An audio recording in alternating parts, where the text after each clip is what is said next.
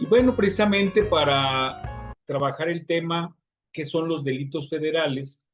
Una introducción al Código Penal Federal para psicólogos y psicólogas. Tenemos hoy la participación de la doctora Irma Ramos Salcedo, a quien de entrada le agradezco haber aceptado la invitación y probablemente algunos no la conozcan. Me voy a permitir leer un resumen de su amplio currículum. Ella, Irma Ramos, es licenciada en Psicología por la Universidad de Guadalajara, donde también estudió la licenciatura en Derecho. Es maestra en Metodología de la Enseñanza en el IMED, Tamaulipas. Es doctorada en Derecho por la Universidad von Humboldt de Ciudad Madero, Tamaulipas. Cuenta con 5 diplomados en Derecho Urbano, en Diseño de Materiales Educativos, en Derecho Procesal Constitucional, en Antropología Jurídica y en Enfoque Organizacional en las funciones de dirección y gestión educativa por diversas instituciones. Actualmente es profesora investigadora de tiempo completo en el Departamento de Derecho Público de la Universidad de Guadalajara. Además, es líder de proyecto en Derecho Internacional, en preparación de equipos representantes de la Universidad de Guadalajara en competencias nacionales e internacionales de derechos humanos y derecho internacional humanitario del 2013 a la fecha. Es amicus curiae de la Corte Interamericana de Derechos Humanos de 2016 a la fecha. Es consejera en el Consejo de la Cátedra UNESCO de la Juventud de 2022 a la fecha. Es investigadora del Observatorio sobre Seguridad y Justicia del Centro de Investigaciones del Centro Universitario de Ciencias Sociales y Humanidades de la Universidad de Guadalajara de 2022 a la fecha. Ha sido conferencista invitada a nivel estatal y nacional en diversas temáticas del derecho. Es coautora de diversas publicaciones sobre el derecho. También ha recibido en múltiples ocasiones el premio Ignacio L. Vallarta por la División de Estudios Jurídicos de la Universidad de Guadalajara. Y cuenta además con el Premio al Mérito Profesional en Psicología en la modalidad Psique de Oro, área de Psicología Social, otorgado por la Sociedad de Egresados de la Licenciatura en Psicología de la Universidad de Guadalajara en el año 2023.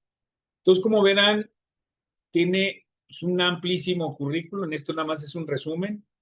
Irma, yo te agradezco haber aceptado la invitación y pues adelante, que nos orientes un poco. No se trata de que nos hagamos abogados, pero sí que tengamos una visión sobre lo que es el derecho penal. Sí, de Gracias. hecho, pues muy agradecida y para mí es un honor estar aquí con ustedes y pues te agradezco mucho la invitación.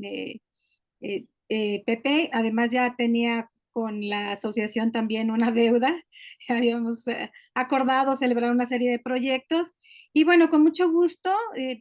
Es un tanto complicado, ¿no? Este tema y de hecho en la actualidad todos aquellos que nos dedicamos tanto al litigio como a la asesoría, o incluso a la psicología, a la medicina, en todas las áreas de salud, pues sí debemos estar debidamente informados porque hay una serie de protocolos, de actualizaciones que se deben realizar en materia de salud, sobre todo en materia de salud mental, que obliga no solamente a los psicólogos, sino a aquellos especialistas dedicados a todo lo que es la salud y la salud mental. Entonces creo que es una cuestión muy importante y bueno, ¿y por qué hablamos del código? Me llamó la atención cuando me decías que del código penal. Y bueno, ya entendí cuál era la razón. Efectivamente, derivado de la actuación y de la actividad de los psicólogos, las psicólogas y todos aquellos que se dedican a la materia de la salud y la salud mental, pues sí, justamente está, digamos que está incluido en la Ley General de Salud y por lo tanto se consideran delitos del ámbito federal y el que contempla estos delitos del ámbito federal, pues sin duda es el Código Penal Federal. Debo decirles que hay toda una historia, no los voy a atiborrar de información histórica.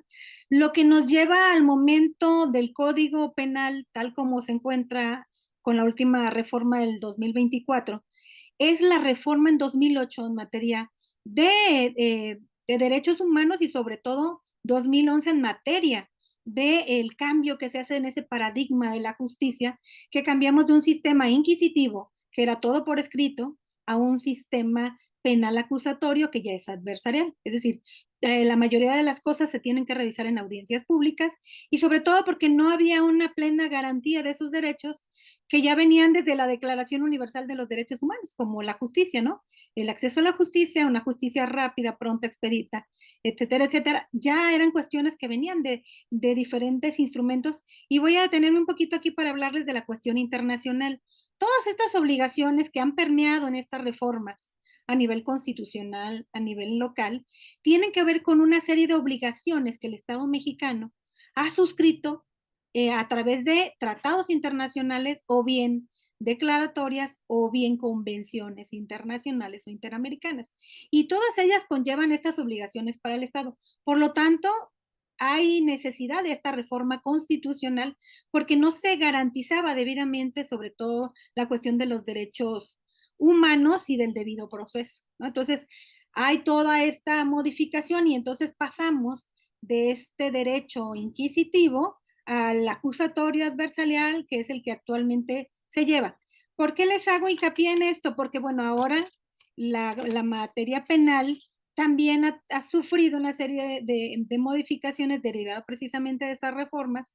Y entonces tenemos el Código Penal Federal, que es el que establece los delitos, y un Código Nacional de Procedimientos Penales, que es el que habla de todo el proceso, de todos los derechos que se tienen, de cómo debe realizarse todo el proceso, cómo debe hacerse la investigación, quién interviene en la investigación, etcétera. Entonces, es necesario hacer este acotamiento precisamente para entender que se trata de varios códigos. Uno de ellos es el Código Penal Federal, pero solamente este nos habla del quehacer de la cuestión penal, no nos habla del proceso. El proceso está en otro código, que es el Código Nacional de Procedimientos Penales, del que no vamos a abordar ninguna de sus cuestiones el día de hoy. Creo que será materia de otra sesión derivada precisamente de esos derechos que se tienen que revisar en este Código Nacional de Procedimientos Penales. Entonces vamos a iniciando, si les parece. Y bueno, por aquí tenemos que entender lo que es el derecho penal. Muchos estudiosos han hablado de esto y decimos que es una disciplina, otros nos dicen que es una rama del derecho, que es del ámbito público. Todos ellos coinciden en que este derecho penal, ¿qué es lo que hace? Pues establece, determina y regula lo que se considera delito, ¿sí? ¿Qué es ese delito? Para efecto de los doctrinistas decimos que el delito es toda conducta que se despliega por una persona y que es contraria a la legislación penal, en este caso penal federal. Entonces, eso es lo que se considera como un derecho penal. Debe regular todas estas cuestiones de los delitos.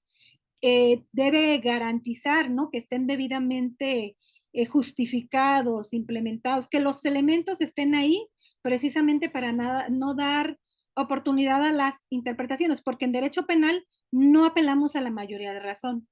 Tiene que ser tal y como está establecido en la codificación penal. Entonces, vamos a decir, sí, son todas estas normas que definen cuáles conductas son consideradas delitos y sobre todo la penalidad, porque si esta es considerada un delito pero no tiene penalidad, obviamente falta alguno de los elementos que vamos a ver un poquito más adelante. ¿Cuál es el objeto de este derecho penal? Pues el objeto es proteger los bienes jurídicos fundamentales. ¿Cuáles son estos? Pues la vida, la salud, la integridad, los bienes, etcétera, etcétera. Ese es el objeto. Y sobre todo, además de prevenir, sancionar todo aquello que contravenga esta protección a estos objetos del derecho penal, ¿sí? Y entonces hablamos de delitos. La modalidad ahora es que se busca la restauración, es decir, que todo vuelva al estado en que se encontraba cuando se cometió el hecho delictivo, ¿sí? Y sobre todo, pues que la persona, sobre todo cuando son primeros delincuentes, entre comillas, porque no es delincuente si no hay una sentencia, sino que ha cometido ha desplegado esta conducta por primera vez, pues pueda tener la posibilidad de hacer todo un mecanismo para que no vuelva a realizar esta conducta y la propia legislación le va a dar esta posibilidad. Lo que antes era la reinserción, pues ahora es rehabilitación, ¿no? Tratando de buscar que se reintegre la persona a la sociedad. Entonces, ese es el objeto. Que esta ley penal, pues decimos que es ley penal Sin embargo, se denomina para nosotros Código Penal y Código Nacional de Procedimientos Penales. Y son estas normas que ya el legislador dotó de ese imperium, que ya dotó de esta, digamos que de toda esta cuestión de la sanción, que ya determinó que se va a considerar bajo esos elementos como delitos, y pues también va a determinar cuál es la pena. La penalidad pues va a variar dependiendo de la cuestión de delito que se hable. En todos casos, estas legislaciones penales son imperativas, no está sujeta a si queremos o no, eh, digamos, llevarlas a cabo, obedecerlas, no, son imperativas. Estamos en presencia de un derecho que es imperativo, ¿sí? Por lo tanto, es obligatorio para todos los demás. Es decir, no es que vayamos a cometer el delito, sino que nos abstengamos de desplegar una serie de conductas que nos lleve a cometer ese delito. Entonces, son obligatorios. Los ciudadanos, por obligación constitucional, pues tenemos que respetar las leyes. Bien, continuando, pues tenemos en materia de derecho penal, pues varios principios. Uno de ellos en la actualidad es el de la presunción de inocencia, que en el anterior sistema no era respetado, porque la carga de la prueba, cuando digo la carga de la prueba es que el que debía probar que era inocente era la persona y no al contrario del principio, en ese momento del principio de presunción de inocencia, el Estado es el que tiene en la actualidad que probar que efectivamente Juan Pérez realizó y tiene una serie, que desplegar una serie de investigaciones, no es por una presunción, no es porque estaba en el lugar a la hora inadecuada, tiene que probar y establecer todos esos elementos que lleven a la convicción, más allá de toda duda razonable, de la autoridad que va a juzgar, en este caso el juez, para pues que pueda determinar si es o no responsable de la comisión de ese hecho delictivo. Y entonces tenemos la presunción de inocencia como un principio fundamental, la igualdad ante la ley, es decir, para la ley, el que comete ese delito, pues debe tener el mismo tratamiento, salvo algunas cuestiones excepcionales que la propia ley y el código en este caso establece. La legalidad es todo aquello que debe realizar la autoridad desde que se inicia la investigación de un delito hasta que pues es sentenciada o absuelta la persona. Aquí hay varias fases. El Código Penal no habla de estas fases, sí lo habla el Código Nacional, sobre cómo se inicia la investigación. Por ejemplo, se despliega una conducta, hay una autoridad que en este caso es el Ministerio Público quien tiene que realizar, en este caso federal de oficio, todas estas investigaciones, lo tiene que poner a consideración y lo pone ahí a disposición o lo lleva ante la autoridad judicial que es el juez y ese será el que determine las cuestiones de la legalidad, si lo realizó o no apegado a lo que establece la ley. Entonces, hablamos del principio de legalidad. En el otro caso también tenemos la proporcionalidad de la pena. No todas las penas deben ser igual para todos los delitos, por lo tanto hay una proporcionalidad. Esta pena debe ser, digamos que proporcional a la conducta desplegada en materia de delito. Y la tipicidad, bueno, pues dice que esta conducta cuando es punible, pues se ajusta a una serie de descripciones legales, es decir, dice, comete el delito de homicidio el que, bla, bla. Y esos son los elementos que tiene que considerar la autoridad para determinar si está en presencia de un hecho delictivo. Tenemos en la clasificación del derecho penal varias ramas, que una de ellas es esta, de la que estamos hablando, del Código Penal Federal. Y bueno, decimos que está el derecho penal sustantivo, que en este caso es la que habla de las conductas delictivas, y en este caso es el Código Penal Federal, o así como otras leyes. Por ejemplo, hay delitos especiales que no todos están en el Código Penal, hay cuestiones que están en leyes particulares, porque se trata de delitos especializados y que, bueno, establece una serie de elementos que se tienen que llevar a cabo para que se pueda someter a la consideración de la investigación de una autoridad y la determinación de si es penalmente responsable. Y entonces tenemos el derecho penal sustantivo y el derecho penal adjetivo. El derecho penal sustantivo, pues es este código penal, y el derecho penal adjetivo procesal es aquel código que regula todo el proceso en materia de investigación, enjuiciamiento, sentencia, apelación, etc. Y nos referimos al Código Nacional de Procedimientos Penales. También tenemos lo que es el derecho penitenciario, que es una vez que se ha emitido una sentencia por parte de autoridad judicial, pues bueno, compete a otra autoridad que es del ámbito administrativo regular todo lo que tiene que ver con la ejecución de las penas. Su principal objetivo en este, digamos que en este marco de aplicabilidad de este derecho penal es de que la persona cumpla la pena que le fue emitida por una autoridad judicial, respetando en todo momento los derechos fundamentales. Tiene, aunque es una persona que cometió un delito, tiene, perdón, derechos fundamentales que también le tienen que ser garantizados. También el derecho penal, yo al inicio les hablaba de obligaciones internacionales, porque todo esto emana de obligaciones que tiene el Estado en materia de derechos humanos, de acceso a la justicia y sobre todo lo que son el debido proceso, lo que tiene que ver con el debido proceso, respetando también todos los derechos humanos y fundamentales de las personas. Y este, pues, generalmente es el que establece la comunidad internacional, incluyendo crímenes de guerra, que actualmente son cuestiones que se están llevando a cabo, ¿no? Por acciones desplegadas en materia de guerra en algunos países, lo que es los crímenes de lesa humanidad, el genocidio que también está ocurriendo, y en algunos casos lo que se ha determinado como terrorismo.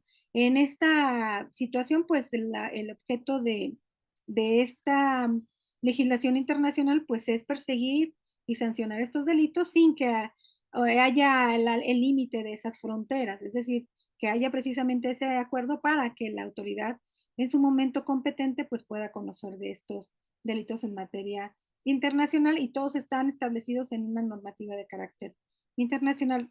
Uno de ellos puede ser la Corte Penal Internacional, por ejemplo.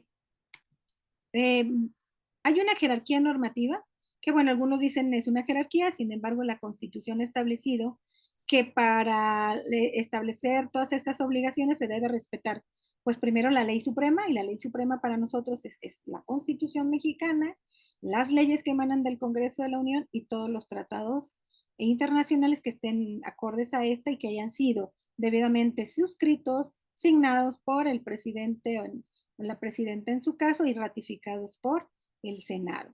Bien, vamos por favor ahí por la diapositiva número 11. Ajá, donde tenemos el artículo 133 constitucional.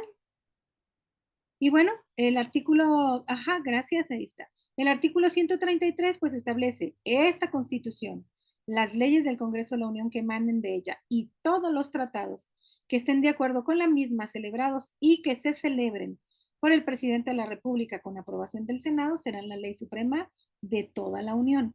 Por lo tanto, los jueces de las entidades federativas van a arreglarse a esta constitución, no solamente a la constitución, a las leyes federales y a los tratados a pesar de que puedan tener disposiciones en contrarios a sus propias legislaciones locales. Vamos a entrar en materia de derechos que se establecen a partir del derecho penal en la Constitución e iniciamos, bueno, no voy a hablar sobre el artículo 2, que es la reforma en materia de derechos humanos, sin embargo, pues bueno, el artículo 14 ya establece una serie de principios como el de la garantía, ¿no? De que debe estar debidamente sancionado en una legislación penal el delito para que éste pueda ser, digan, puede ser materia de conocimiento de las autoridades. Por ejemplo, si yo cometo un delito, aparentemente es un delito, sin embargo, el delito lo cometí hace un mes, pero la ley entra en vigor el día de hoy, pues no puede ser materia de juzgamiento de ese delito en virtud de que no había una ley que estableciera que esa conducta que yo desplegué hace un mes fuera constitutiva de delito. Y en ese caso no se puede aplicar la retroactividad de la ley. Si entonces a partir de que ya está sancionada, de que ya está publicitada y que es vigente, es cuando podemos decir, a partir de este momento les aplica, ¿no? Esas disposiciones en materia de delitos. La legalidad, pues ya la abordamos anteriormente. En el caso de la analogía penal, decimos que como es muy estricto, es de estricto derecho, digamos que la conducta que se despliega como delito, en este caso, pues la analogía no es no debe ser en perjuicio. Si se va a utilizar como una medida de, digamos, de interpretación, pues debe ser que siempre que le beneficie a la persona, no puede ser en contrario, porque sería contrario al derecho fundamental del debido proceso. Entonces, no se permiten esos casos y, por ejemplo, pues también la interpretación de las normas, pues las hace la propia autoridad. ¿Quién interpreta estas normas en caso de que haya ambigüedad? Pues va a ser el máximo tribunal, llega incluso hasta la Suprema Corte de Justicia de la Nación. Entonces damos lectura al artículo 14 y dice, ninguna ley se dará efecto retroactivo en perjuicio de persona alguna. Nadie podrá ser privado de la libertad o de sus propiedades, posesiones o derechos, sino mediante juicio seguido ante los tribunales previamente establecidos, en el que se cumplan las formalidades esenciales del procedimiento y conforme a las leyes expedidas con anterioridad al hecho. Es lo que les decía, si antes no se regulaba y ahora se regula, pero mi conducta no es de hoy, sino es de antes, no se puede establecer como delito. Y bueno, cuando se trata de juicios del orden criminal, pues no se puede imponer por simple analogía o mayoría de razón la penalidad, como les decía, si no está contemplada en una ley aplicable al delito de que se trata. Sí, ese es en el artículo 14. No sé si estoy yendo muy rápido, lo que pasa es que son muchos artículos. Solamente tengo hasta las 7 que,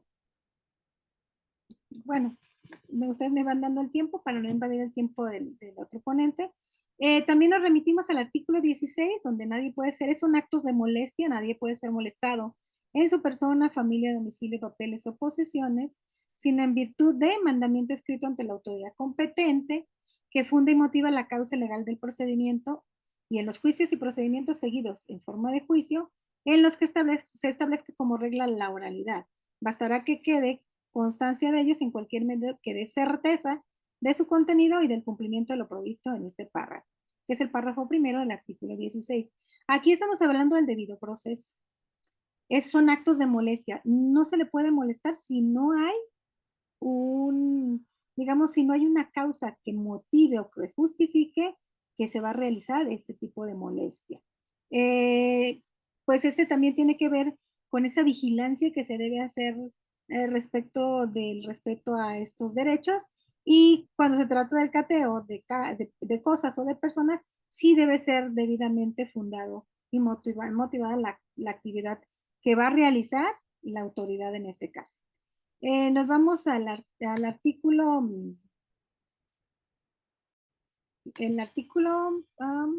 bueno, vamos a retomar un poquito sobre la orden de aprehensión, que está en el artículo 14. Decimos que no podrá librarse orden de aprehensión sino por la autoridad judicial y sin que preceda denuncia o querella. La denuncia es cuando la persona o la querella es cuando va hacia persona y dice, se cometió, me robaron, etcétera. Eso es como va a iniciarse la investigación en materia penal. De un hecho que la ley señale como delito y sancionado con pena privativa de libertad. En este caso puede haber una orden de aprehensión o una orden de presentación. La orden de presentación es la que se realiza pues solamente como invitación para que la parte comparezca. Sin embargo, si en ese momento se le va a detener, se le va a privar de la libertad, se requiere que se gire una orden de aprehensión. ¿Sí? La orden de aprehensión solamente la puede dictar un juez, no la puede dictar una autoridad administrativa. ¿Y qué se requiere para que se emita esta orden de aprehensión? Pues que tengan esos datos donde todos estos, digamos, todos los datos que se proporcionan sí sean constitutivos de un hecho que es delito. Si estos no se constituyen como delito, obviamente no va a ser procedente. También tiene que decirse quién es el presunto, quién es el que desplegó esta conducta delictiva, si se conoce, y si no, pues de alguna forma dar la descripción.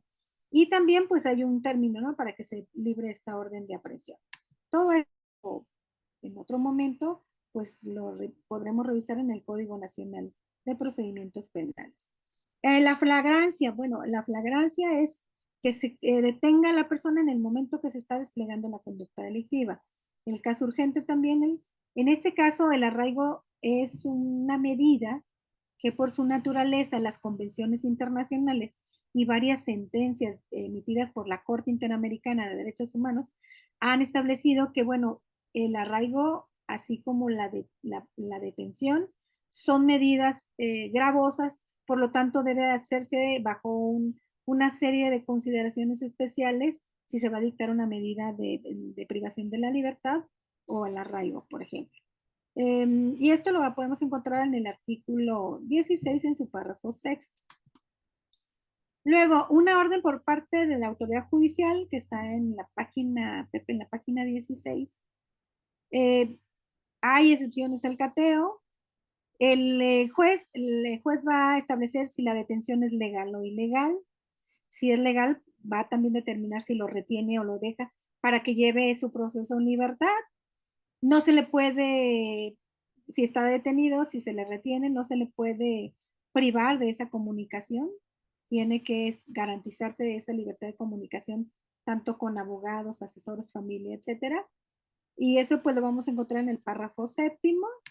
Y luego el juez de control, que está en el artículo, perdón, en la diapositiva 17,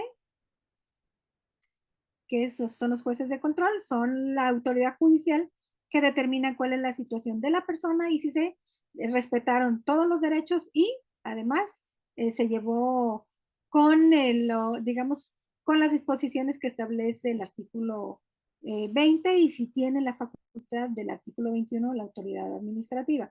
En todo momento la persona cuando es detenida tiene derecho a, primero, a que se le a la presunción de inocencia. Es decir, no me corresponde a mí determinar que yo soy inocente. Tu Ministerio Público tienes la obligación de establecer que yo soy presuntamente responsable de haber desplegado esa conducta que es materia de delito. En todo momento, cuando una autoridad me detiene o hay una orden de presentación o hay una orden de aprehensión, la persona tiene derecho a permanecer en silencio.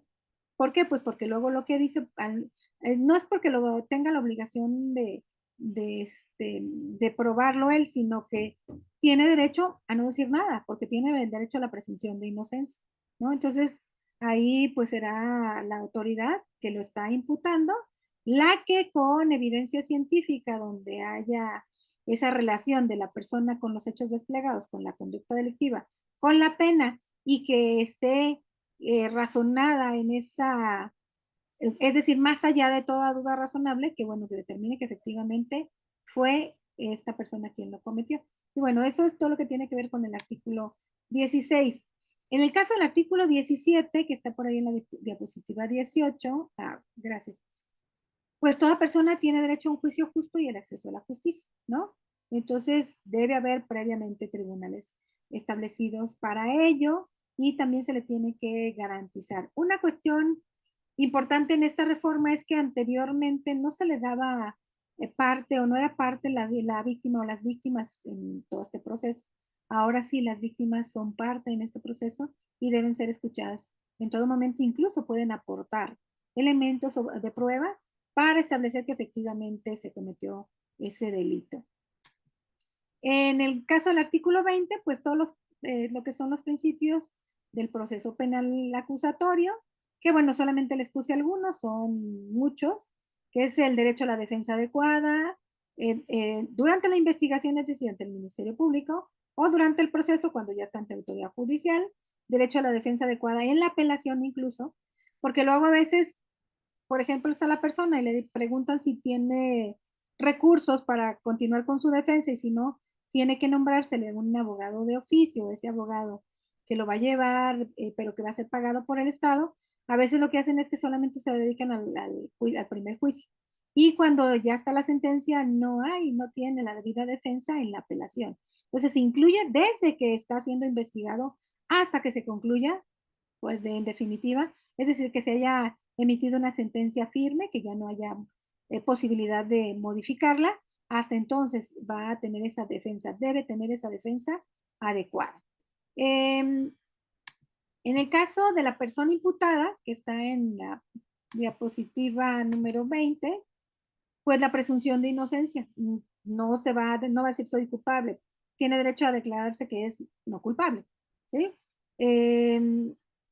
puede guardar silencio como ya lo vimos, tiene que debidamente informársele sobre las razones de su detención, es decir, debe saber cuáles son los motivos por los cuales le están deteniendo.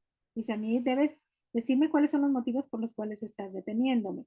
Queda prohibida la tortura, la incomunicación y bueno, en este caso, pues ya el defensor o el que lleve su caso, pues tendrá que revisar toda la cuestión de las pruebas. También tiene derecho a que se le informe en todo momento los hechos que se le imputan, es decir, no solamente las razones por las que me detienes, sino cuál es el hecho delictivo que tú me estás diciendo que yo cometí. Y entonces tiene la obligación, la autoridad de decirle cuáles son los delitos que se le están imputando. Porque está al inicio en materia de imputado y luego ya de condenado una vez que hay una sentencia. Eh, si hay en la ley algunos beneficios de la persona, tanto inculpada, por ejemplo, cuando se es menor de edad, es inimputable, entonces no va a ser sancionado, aunque desplegó la conducta, porque no hay elementos en virtud de que no tiene ese nexo. Es una persona que es menor de edad para la legislación penal, por lo tanto no se va a ir a sancionar con esta legislación, sino con otra legislación que es de estos menores en conflicto con la ley, que sería un caso, ¿no? De que hay digamos, hay una cuestión que va a ser revisada por el juez y va a decir, bueno, no es materia del delito, sino de esa infracción a la ley. Y en todo momento debe prestársele ayuda e información a la persona para que pueda tener una defensa adecuada y eficaz. ¿Sí? Y bueno, ahí habla de unas cuestiones de la delincuencia organizada. Y como les decía, pues también, ¿no? También en el artículo 20, pues establecen los derechos de las víctimas, ¿sí?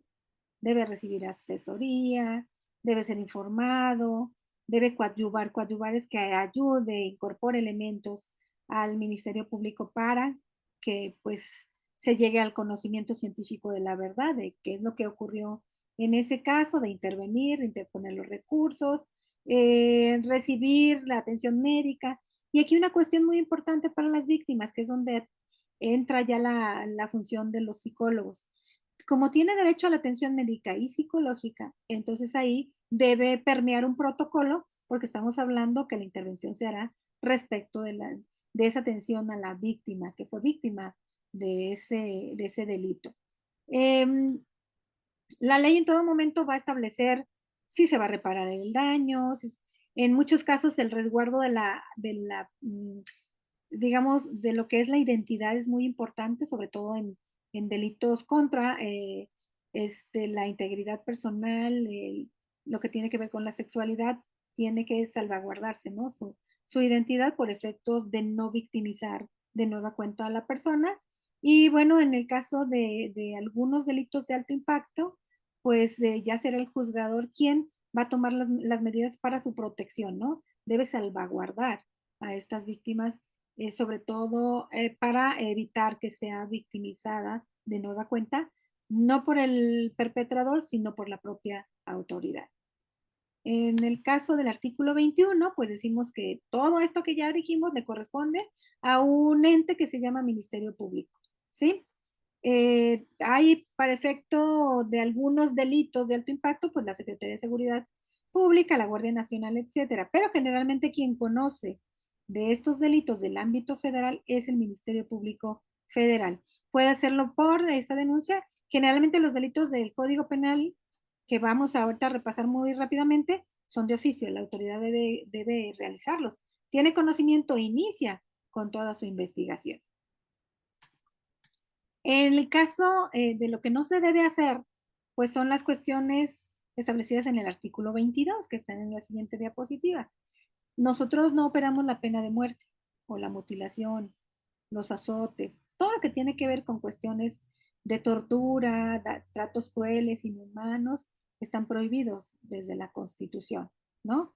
En todo momento, para efecto de la pena, pues solamente se va a remitir a revisar la proporcionalidad, el delito y el bien jurídico que en este caso se va a estar investigando y que le fue violentado a la persona. Entonces, aquí está prohibido todo lo que tiene que ver con ese artículo, todas las conductas del artículo 22. El artículo 23, pues habla, ¿no? De que nadie va a ser juzgado por 2 veces por el mismo delito, el non bis in idem. Y bueno, en el caso del juicio, pues no puede tener, en el caso de nosotros no puede tener más de 3 instancias, son solamente 3, incluyendo el amparo y su revisión. Y pues bueno, aquí el objeto de la defensa, pues es que si no es culpable, pues que pueda aportar elementos para que la sentencia pues sea absolutoria. Y si no, pues que tenga alguna conmutación en la penalidad, que ya será materia del Código Nacional de Procedimientos Penales. En este caso, cuando se comete algún delito, la propia Constitución habla de la posibilidad de que se suspendan derechos de los ciudadanos, ¿sí? Y entonces, esto lo vamos a encontrar en el artículo 38 de la Constitución política, ¿no? Y son estos casos. Por ejemplo, si está prófugo de la justicia, pues va a estar suspendido en sus derechos y será la autoridad la que establezca en el auto, en el dictamen que establezca cuáles van a ser los derechos que tiene o que va a tener suspendidos en tanto no se haya finalizado toda la investigación y se haya concluido con la sentencia. En el caso, por ejemplo, de lo que son la integridad corporal, la libertad, del desarrollo psicosexual, la violencia familiar, bla, bla, bla, bla, bla. Todos ellos tienen que ser considerados por el juzgador en el momento de que se le va a restringir o suspender los derechos al perpetrador, es decir, a la persona que desplegó la conducta delictiva. Ok, en estos casos todo lo que vimos pues son estos preceptos constitucionales que tienen que ver con el derecho penal, estos alcances que tiene la reforma constitucional en materia penal que les comentaba del 2008 y bueno, hay un caso especial para la cuestión de la delincuencia organizada que es derivado también de una serie de compromisos y de obligaciones internacionales que tiene México y bueno, tenemos una legislación pues decimos que es única, ¿no? Que ha estado perfeccionándose a lo largo de todas estas reformas. También, pues los principios que podemos decir importantes desde la Constitución, pues son la libertad, la igualdad ante la ley, lo que es la pluralidad, la racionabilidad. En este caso tiene que ver con la cuestión de esas razones que debe dar el juzgador respecto de si se despliega o no una conducta delictiva y sobre todo la proporcionalidad. En el caso de todas estas legislaciones, en la siguiente diapositiva, por favor. Sí, en la siguiente. Ok. No, la que sigue está en la 28. A ver, perdón. No, ok. Bueno, voy a regresar un poquito. En la diapositiva 28 yo la tengo como 28. Ok, en este caso, eh, la autoridad tiene que hacer lo que la ley le está estableciendo expresamente. No puede adicionar nada más, ¿sí? Si te dice que es esto, debe hacerse con estas disposiciones.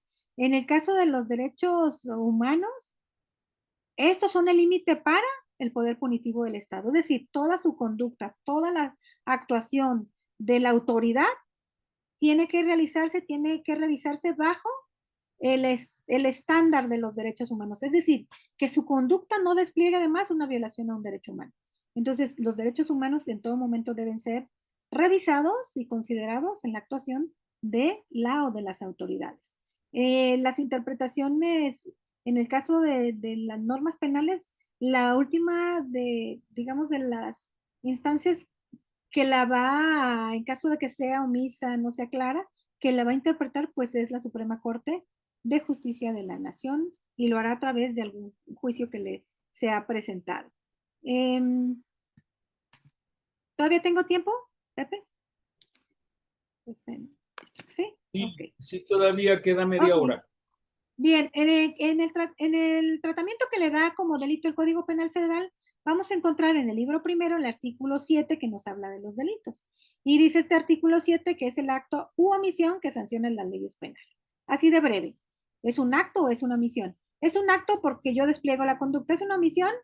Porque a mí me corresponde vigilar que no se realicen esas conductas y no lo hice. Lo dejé de hacer. Entonces hay una omisión.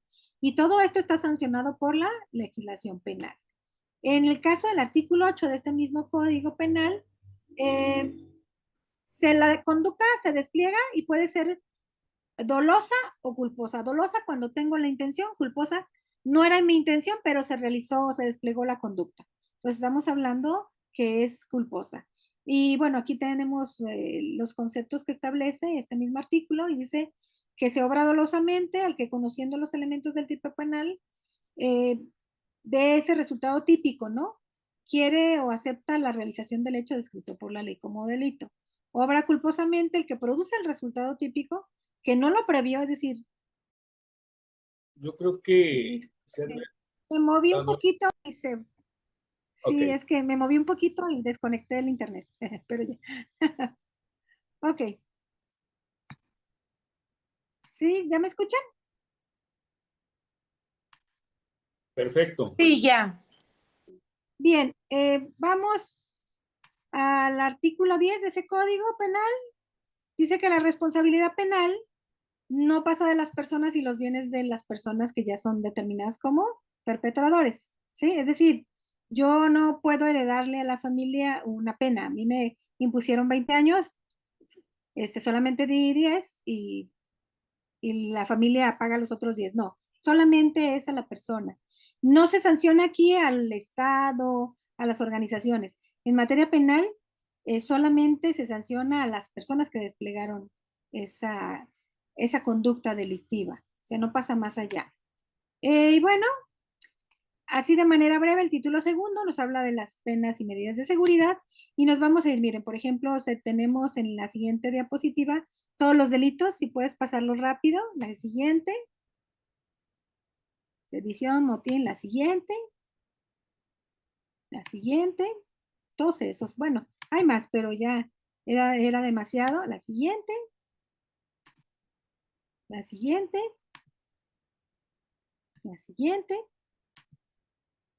¿sí? Y bueno, nos vamos a detener en la diapositiva 41, que esa es la que nos interesa, ¿no? El artículo 228, ahí está. Y dice, los profesionistas, artistas o técnicos y sus auxiliares serán responsables de los delitos que cometan en el ejercicio de su profesión, en los términos siguientes y sin perjuicio de las prevenciones contenidas en la Ley General de Salud. Al igual que pues, los abogados patronos, los litigantes y abogados también tienen esta responsabilidad penal. Ese es el elemento. ¿Por qué les hablo yo de este artículo en lo particular del 228? Porque como profesionistas de la salud mental, pues estamos sujetos a no desplegar una conducta que pueda ser materia de esa responsabilidad Perdón, Irma, penal. Sí, perdón, Irma. No sé si se pudiera. Mira, lo que pasa es que a veces en procesos de asesoría psicológica o hasta de asesoría educativa, las personas pueden presentar una conducta este, algo rara o anómala o que se conozca, ¿no? Entonces, un poquito, sí entiendo que a lo mejor desde la perspectiva del derecho, a lo mejor lo que más nos correspondería sería responsabilidad profesional, pero también algo que era muy interesante o muy importante era conocer qué entendemos por un delito federal, o sea, cómo están tipificados, porque luego a lo mejor entre que, por ejemplo, en la psicoterapia, eh, nos pueden revelar algo y no sabemos si es un delito o no. Entonces, no sé si se pudiera irnos un poquito atrás para ver hacia grosso modo lo que sí, serían esos delitos. sí son, es que son delitos del fuero común, es decir, los que se establecen a nivel estatal, y los delitos del fuero federal, que son Eso tiene estos que que ver con los establece. códigos, ¿no? El Código Federal y el Código Así es, Estatal. con el código Hay y el código dos estatal. códigos penales. Código Penal Federal Sí. y el Código Penal Estatal, que no se refieren a los mismos delitos. No, de hecho, este es el que nos interesa porque este es federal, porque nos remite a la Ley General de Salud. En la Ley General de Salud, si ustedes recuerdan, por tratarse de salud, estamos sujetos no solamente a la cédula profesional, los psicólogos, sino a la licencia sanitaria. Por ejemplo, si se va a dedicar a la psicoterapia, donde va a revisar una serie de protocolos. Vi que ustedes tienen su código de ética, Pepe. Si hay un código Sí. de ética que tiene la asociación. Sin embargo, hay una serie de protocolos que ha establecido la propia Secretaría de Salud que les es aplicable. Por ejemplo, yo les hablaba de los delitos cuando es de violencia. Y entonces hay un protocolo especializado en atención a las víctimas de violencia. Si mal no recuerdo, se los puse como normas oficiales mexicanas, que hay en esta norma, están vigentes y están aquí miren, en la De hecho, diapositiva 45. Sí, los hemos estado revisando. Hemos estado sí, revisando las normas oficiales sí, mexicanas. Hay inclusive hasta unas recientes, por ejemplo, la norma oficial mexicana del consultorio, que mucha gente no la conoce, pero que nosotros ya la revisamos, que es sí, creo que es la norma oficial.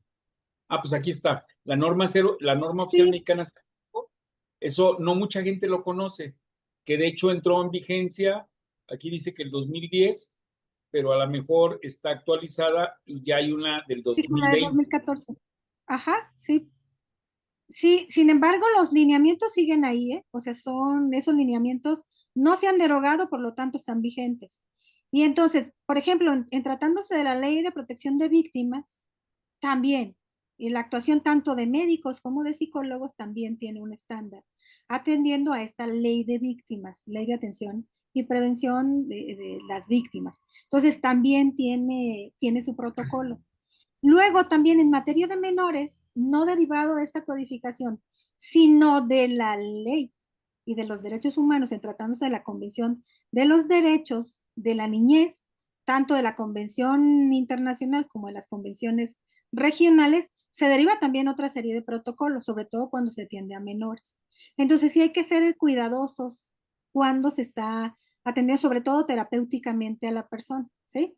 Y Por entonces eso, también por la eso, ley general, ajá, y por eso la idea era, por ejemplo, en la consulta psicológica puede salir que tiene una aportación de arma. ajá, Es un delito federal, no es un delito del fuero común, ¿no? así es.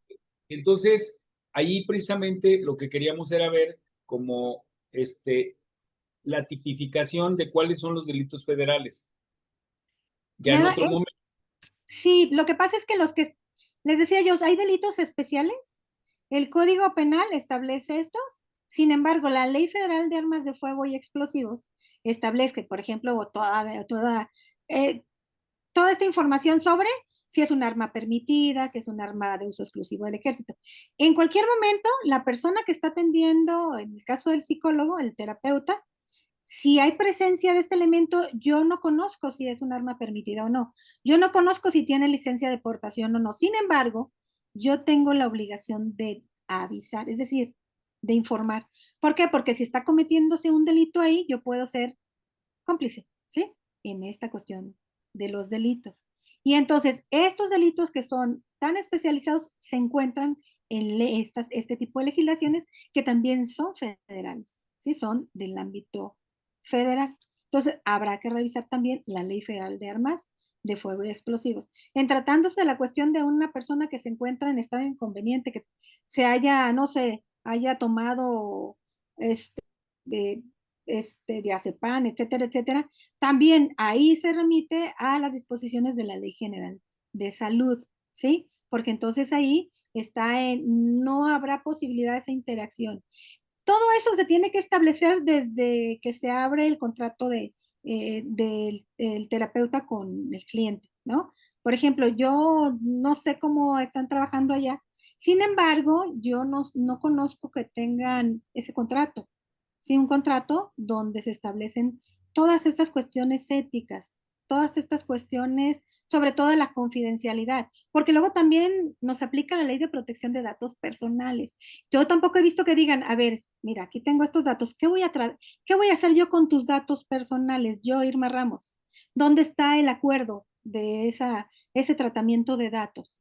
Sobre todo cuando lo hacemos vía electrónica, ¿sí? Entonces, también ahí hay otra legislación que se aplica porque últimamente las terapias se dan vía Zoom, ¿no? O vía Meet, y entonces ahí hay una normativa que también es aplicable, que se tiene que observar. Y entonces sí se tiene que establecer digamos, estos acuerdos, estos contratos para evitar violentar alguna de las legislaciones. Son muchas, ¿eh? No solamente la Ley General de Salud. Les hablaba yo de las víctimas, de los menores, cuando hay violencia familiar. En el caso, bueno, ustedes conocen mucho la atención de urgencia, que también tiene otra serie de. Aquí Vero pregunta, ¿cuál es la diferencia entre un delito federal fuero común, de un delito del fuero común y del fuero federal? Precisamente cada código, el Código Penal Federal, tipifica cuáles son los delitos federales y el Código Penal Estatal tipifica cuáles son los delitos del fuero común. Ahí lo cierto es que hay otras leyes que tienen relación con esta cuestión de los delitos, como decía Irma. Por ejemplo, la Ley Federal de Protección de Datos Personales, o la Ley de Armas de Fuego, que también lo mencionaba, ¿no? Que entonces también tipifica, no es lo mismo que la persona porte o posea un arma, por ejemplo, el calibre. Si es una 22-25 o calibre 22 o calibre 25, no es lo mismo que tenga una 45. O sea, es grave de acuerdo al calibre, ¿no? O también, por ejemplo, Sí, es de uso exclusivo del ejército. exactamente. Está Adelante. prohibida. Mientras, porque, Sí, es que se me. ok. Sí, la sugerencia, mi sugerencia, es que sí haya a la mano de parte de las asociaciones un abogado que en ese momento pueda orientarlos, ¿sí? Es decir, a ver, está cometiéndose. Definitivamente esto es muy amplio, ¿eh? Esto es muy, muy amplio y no basta solamente con, no sé, esta información, estas horas, porque hay leyes especializadas en las que también se establece y se despliegan conductas delictivas, en este caso. Entonces, mi sugerencia es eso, que consulten con un abogado en ese momento, que tengan en la línea, no sé, alguien, para que les pueda decir, esto es motivo de un delito, o sea, estaré cometiendo un delito o estaré participando de alguna forma en un delito, porque sí es muy especializado en materia de salud, sí son muy especializados. En todo momento, eso sí, hay que conocer cuáles son los derechos humanos. Tenemos que dar una atención sin discriminación. Entonces, las palabras también, en el lenguaje también, debemos ser así como muy cuidadosos. Tener ese contrato de confidencialidad es muy importante. Como les digo, yo no conozco, no sé si ustedes lo tienen, Pepe, pero los psicólogos que yo consulto no tienen su contrato de confidencialidad, no tienen ese contrato donde diga qué va a hacer con mis datos personales, porque yo le estoy dando datos personales que pueden ser reservados, ¿no? Y sobre Pues sí, todo atendiendo a la dignidad. Entonces, hay sí. compañeros, hay compañeros que sí, bueno, por ejemplo, en el Centro de Servicios Psicológicos para la Comunidad del Colegio de Psicólogos del Estado de Jalisco, sí tenemos como un machote y donde Ujú. se explica la protección de sus datos, en qué casos se puede utilizar la información, para qué, y la persona tiene que dar su consentimiento. O sea, es como de tres cuartillas, Ajá. en donde es como el contrato de lo que se va a hacer con su información, atendiendo precisamente a la ley de protección de datos personales, porque luego se está manejando información sensible que le puede afectar a la persona, ¿no? Lo que sí a lo mejor ahorita yo, por ejemplo, podría sacar de una, una propuesta que a lo mejor hagamos de parte de la MEP como un, un machote promedio que luego cada quien puede adecuar de acuerdo al tipo de trabajo que realiza, pero un machote general que venga a ayudarles a los compañeros, sobre todo los que están en clínica, a que, a que puedan definir su contrato de confidencialidad, porque sí lo marca la ley. Sí, sí, son cuestiones que incluso nos pueden llevar a cometer una serie de delitos. Y son delitos que no están en el Código Penal, son delitos que están en leyes especiales, es lo que les comentaba. Entonces, por eso mi sugerencia es que se tenga una línea de asesoría directa, sobre todo aquellos que son parte de las asociaciones, en donde se le pueda consultar, oye, pasa esto es una conducta, puedo ser sujeta de responsabilidad penal por omisión o como cómplice por no dar cuenta a la autoridad, y si no estoy tampoco violentando algún derecho, ¿no? Humano de la persona a la que estoy atendiendo. Entonces, y en materia terapéutica, pues hay que cuidar las licencias, porque no tener licencia da motivo a esos delitos en materia de salud. La cuestión de la capacitación ahora también se ha implementado. Tienen que estar debidamente capacitados y acreditados porque también será motivo de una omisión en la observancia de la Ley General de Salud.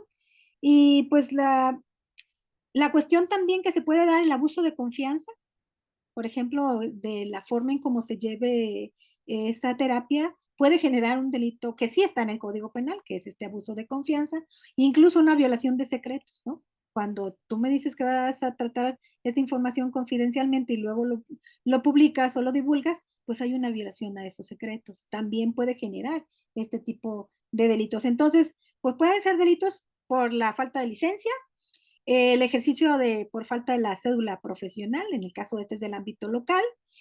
También la autorización que debe dar la Secretaría de Salud en el caso que se trate de esta terapia en hospitales, etcétera, puede generar un delito también, esta omisión en la Ley General de Salud. El fraude, por ejemplo, se puede cometer fraude en tratándose del ámbito local, ¿no? El ámbito local cuando, pues, o abuso de confianza, ¿no? Tiene la persona y hace un tratamiento indebido de la información e incluso puede generar hasta una sensación de extorsión, ¿no? Es que si no me pagas la terapia, pues voy a hacer esto. Y entonces se puede generar una serie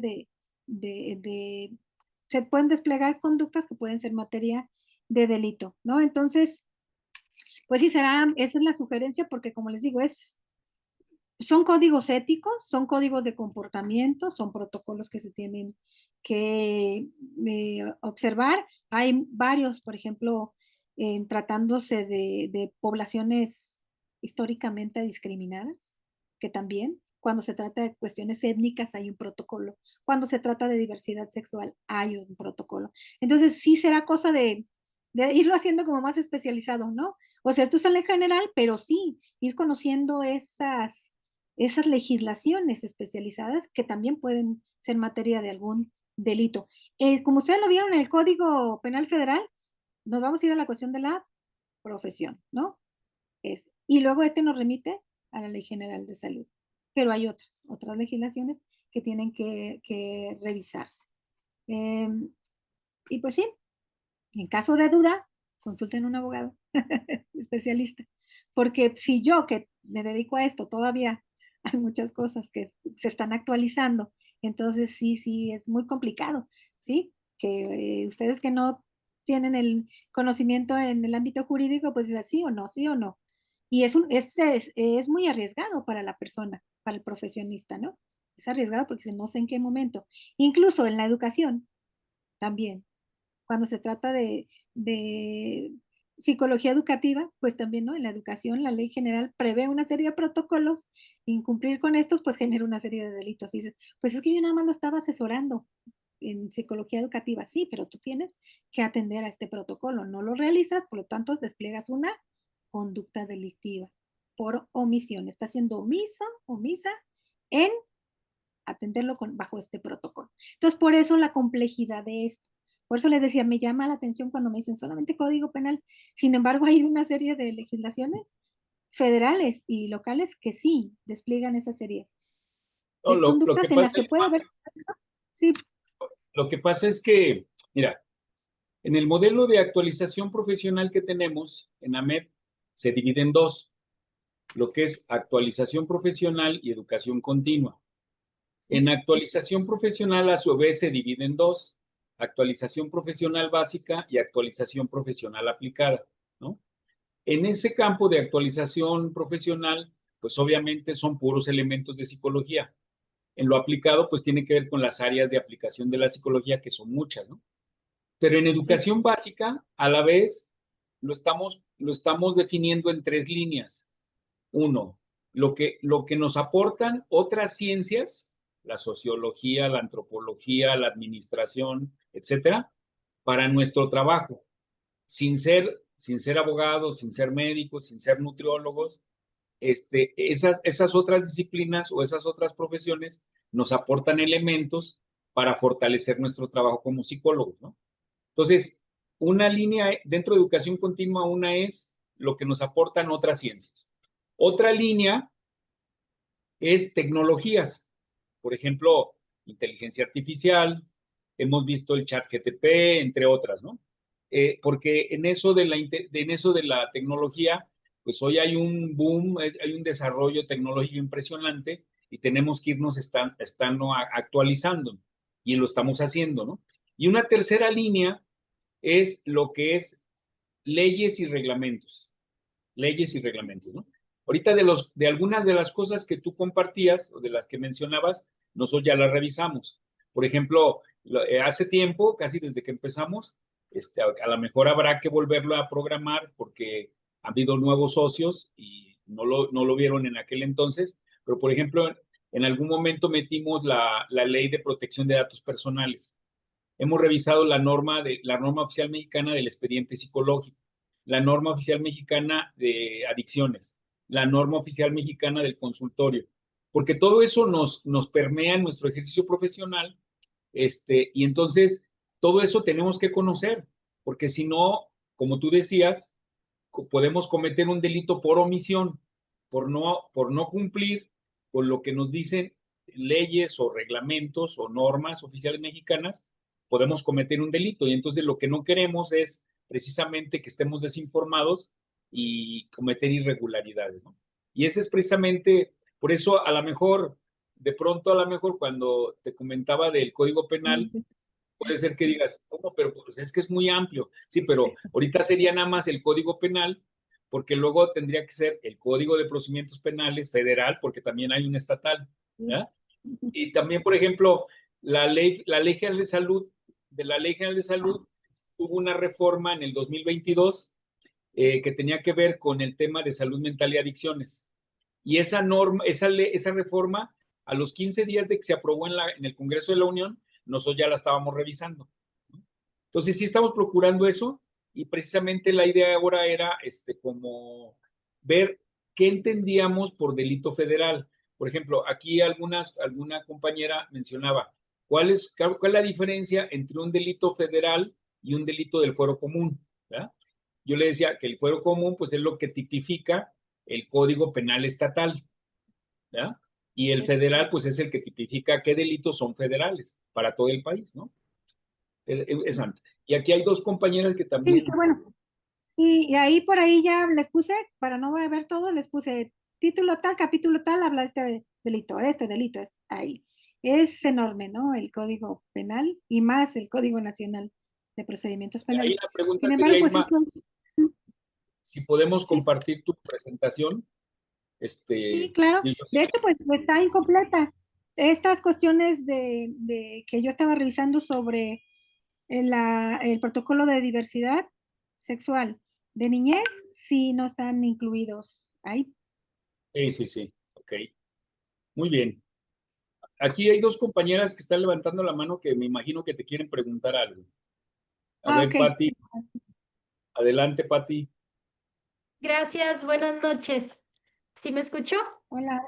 Sí, Gracias. Bueno, va dirigido pues a los dos, pero un poquito más para contigo, Pepe, en el sentido de solicitud o propuesta de que precisamente si en el próximo quizás programa de actualización se pudiera incluir, creo yo que por la dimensión y lo complejo como lo amplio que implica el tema legal en el ejercicio profesional, a lo mejor hasta programar un diplomado que de cajón estuviera cada año y obvio que por la dimensión de AMEP en el gremio, pues yo creo que podría ser de mucha utilidad, porque yo desde que recuerdo en la currícula como estudiante nunca estuvo incluido sobre las responsabilidades, derechos y obligaciones legales que tenemos en el ejercicio de nuestra profesión en cualquiera de las ramas que ejercemos.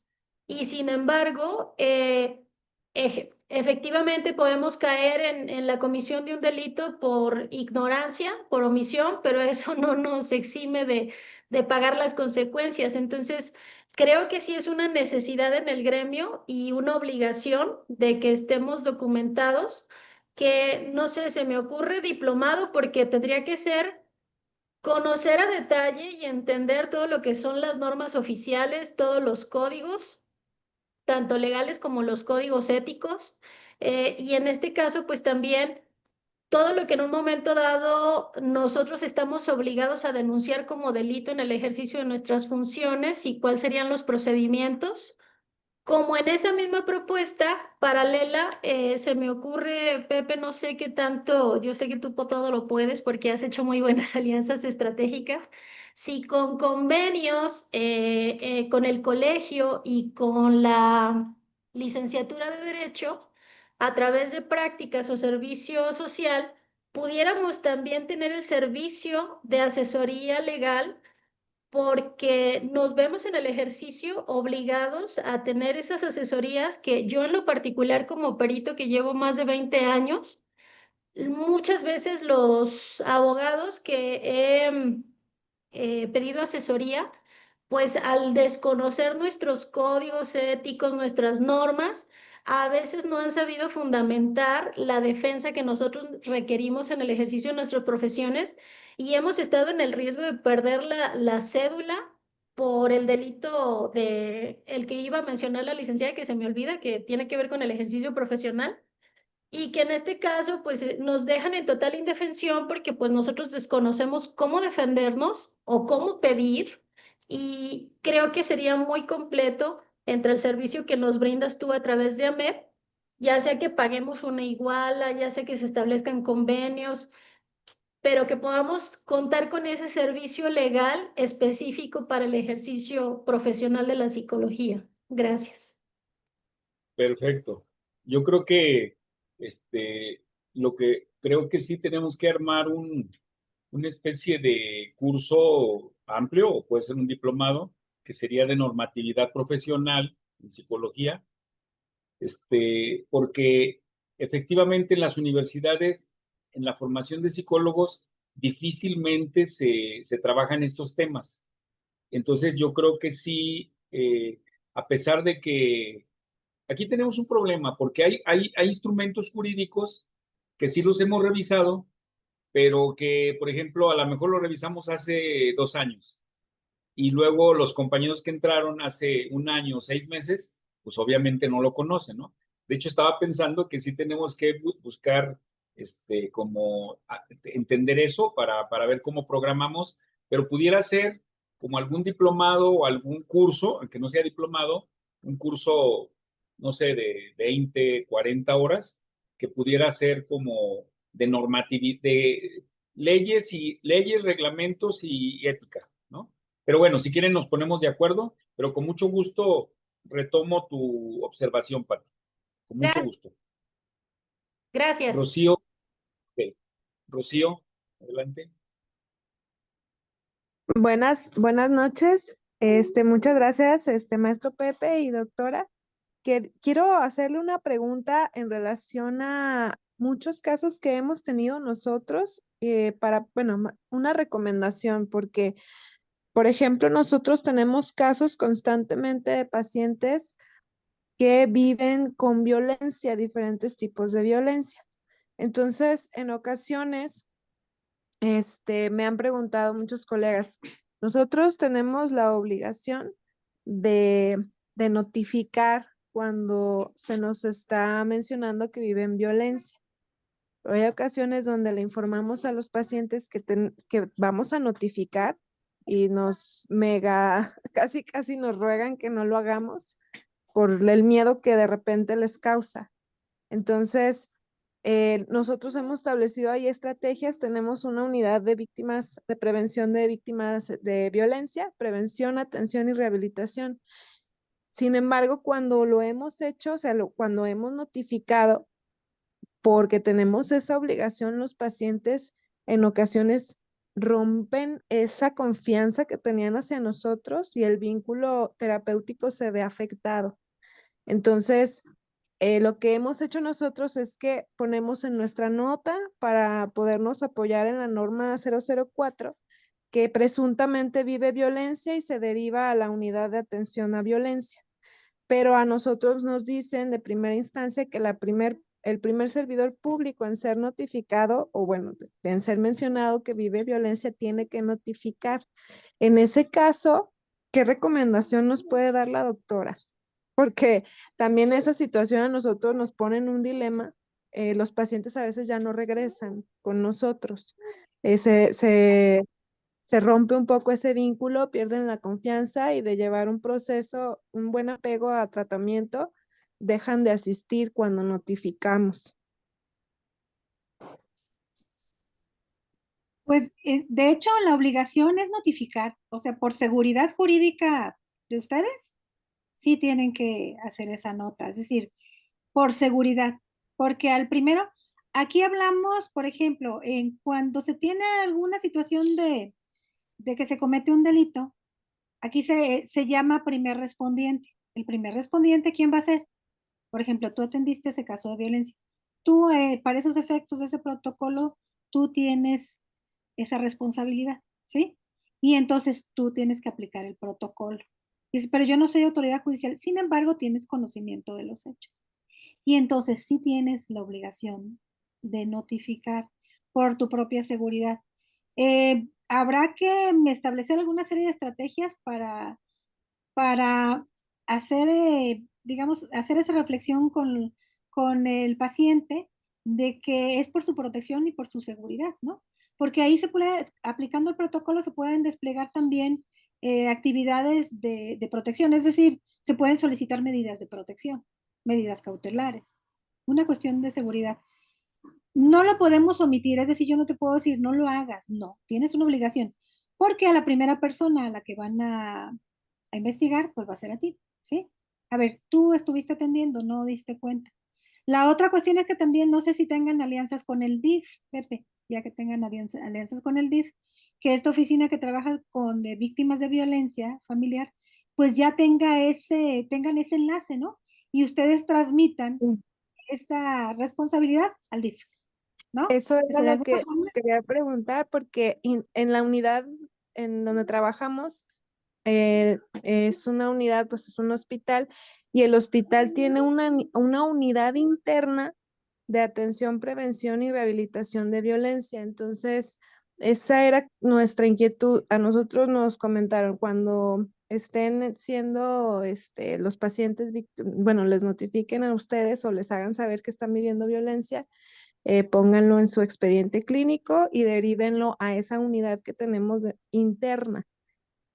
Pero sí a nosotros nos causa como que de repente, bueno, ¿quién debe de ser el primero? Tenemos una unidad interna con un protocolo para esta situación, pero hay una confusión ahí. Entonces, de igual forma sigue siendo la recomendación que sea el primer enterado, ¿verdad?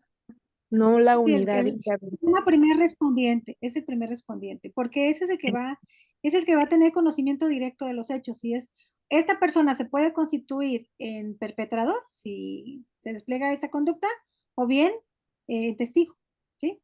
En caso Okay. de que se inicie una investigación, es un testigo. Por eso les decía yo la importancia de ese contrato de confidencialidad, ¿no? Y de la cuestión del secreto profesional, porque ese es su mecanismo de defensa, ese es su prueba de defensa. No puedo revelar estos secretos salvo que sea una autoridad de carácter judicial. Es decir, a mí el Ministerio Público no me puede llamar, pero si un juez, el juez me va a decir, a ver, Irma, tú. Y entonces yo puedo invocar esas cláusulas que yo tengo para mi protección, la confidencialidad y el secreto profesional. Pero yo lo debo tener debidamente sustentado jurídicamente, el instrumento debe estar ahí. No es porque yo lo diga, a ver, ¿dónde está? Dime dónde está. Dime que le informaste debidamente. Dime que que sí tiene ahí esa cláusula de confidencialidad. Dime que dice que tú que ese tratamiento de esos datos es con ese secreto profesional. Entonces, por eso la importancia, ese es su mecanismo para defenderse y pasar esa responsabilidad al que sí ya tiene carácter de autoridad. ¿Sí? Entonces, ahí ya será el problema de ellos. Porque si no lo haces, ¿tú a quién crees que van a decir quién fue? Pues tú eres el que primero conoció, ¿no? Entonces, Ujú. yo que sí soy autoridad, pues tú fuiste, así que investiguen, ¿no? A Irma Ramos, porque Irma Ramos no aplicó los protocolos y además por omisión, o bien hay una complicidad probablemente, y entonces vamos a entrar en esto de la investigación de carácter criminal. Entonces sí lo tienen que hacer. Por eso les preguntaba si tienen ese convenio con el DIF, con esta oficina que sí aborda las cuestiones de la violencia intrafamiliar, violencia de género, etcétera, o la otra, pero ahí no tiene mucha amplitud los derechos humanos, ¿eh? No tiene oficinas, pero no tiene como esa amplitud. Sería más bien como para que ustedes se defiendan de cuando vayan a reclamarles, ¿no? Porque fueron omisos en observar alguna legislación. Pero sí el DIF, en tratándose de estas facultades que tiene, sí tiene esas facultades. Entonces, Sí. a él Yo creo le que trasladarían la es responsabilidad. con nosotros se va a complicar, pero habrá que hacerlo, porque como es una asociación nacional, no es nada más que tengamos acuerdo con el DIF Jalisco, sino tendríamos que tener Federal, acuerdos, no, y con los DIF estatales, o sea, sí. es que no hay otra. Y eso refuerza la estructura que tenemos o que hemos propuesto, que haya representantes estatales de la asociación para que se puedan hacer estas gestiones, ¿no? Pero bueno, hay dos compañeras que quieren preguntar y si quieren con ellas terminamos porque ya nos pasamos del tiempo. También por aquí Ya ya vi está que el otro estaba comentario. nuestro siguiente invitado. A ver, Laura, adelante. Tienes el micrófono apagado. Ya. Sí, hola, Sí. buenas noches. Hola. Yo trabajo en el DIF municipal, en DIF Guadalajara, y estoy en un albergue para mujeres violentadas. Es un poco para contestar a Rocío. Nosotros tampoco estamos obligadas a las usuarias a llevarlas a poner una denuncia, ¿eh? Déjame decirte que es una cuestión muy complicada para nosotras, porque cuando ellas no quieren denunciar, que también es su derecho y se tiene que respetar, nos crean también un conflicto, ya que el sistema DIF no tiene ninguna situación jurídica que obligue a las personas.